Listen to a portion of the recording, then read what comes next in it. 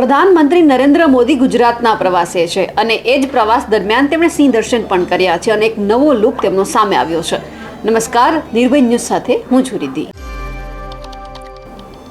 આજે વિશ્વ વન્યજીવન દિવસ છે અને એ જ દિવસ દરમિયાન પ્રધાનમંત્રી નરેન્દ્ર મોદીએ સફારીનો આનંદ માણ્યો છે. જંગલ સફારીની તેમણે શેર કરી છે અને સિંહ દર્શન પણ કર્યા છે.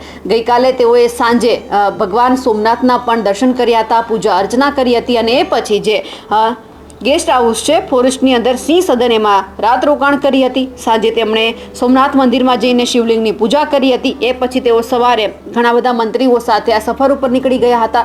જ્યારે આપણે પ્રધાનમંત્રી મોદીને જોઈએ છીએ ત્યારે હંમેશા આપણને એવું લાગે છે કે તેઓ કંઈક અલગ અંદાજમાં હશે. લોકોમાં ઉત્સાહ પણ એવો હોય છે કે જો સાહેબ આપણા ગુજરાતમાં આવ્યા છે તો આ વખતે પણ કંઈક તેઓ હટકે આપણને જોવા મળશે. અને બન્યું પણ ખરા એવું. જ્યારે તેઓ જંગલ સફારીની મુલાકાત લેવા માટે ગયા હતા તો કંઈક એમનો હટકે આપણને લુક દેખાયો છે. આપણે પ્રધાનમંત્રીની એ સફરને જોઈ લઈએ.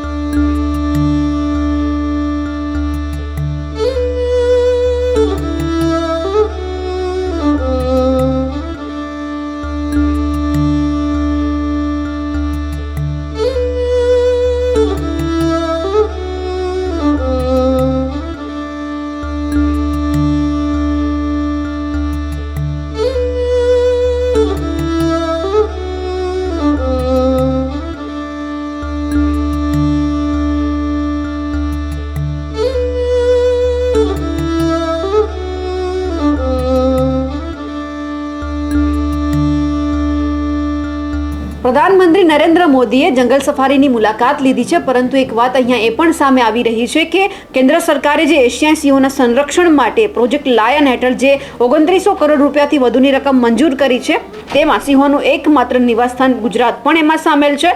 હાલમાં ગુજરાતમાં 9 જિલ્લાઓના 53 તાલુકાઓમાં એશિયાટિક સિંહો લગભગ 30,000 ચોરસ કિલોમીટરમાં વસે છે.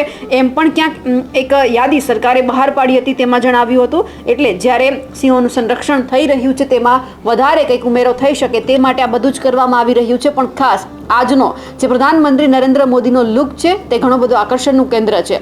અમારા અહેવાલને લઈને અને પીએમ મોદીના આ લુકને લઈને આપનું શું કહેવું છે કમેન્ટ કરીને ચોક્કસથી જણાવજો. સાથે જ અમારી નિર્ભય ન્યૂઝ ચેનલને લાઇક, શેર અને સબસ્ક્રાઇબ કરવાનું ભૂલશો નહીં. નમસ્કાર.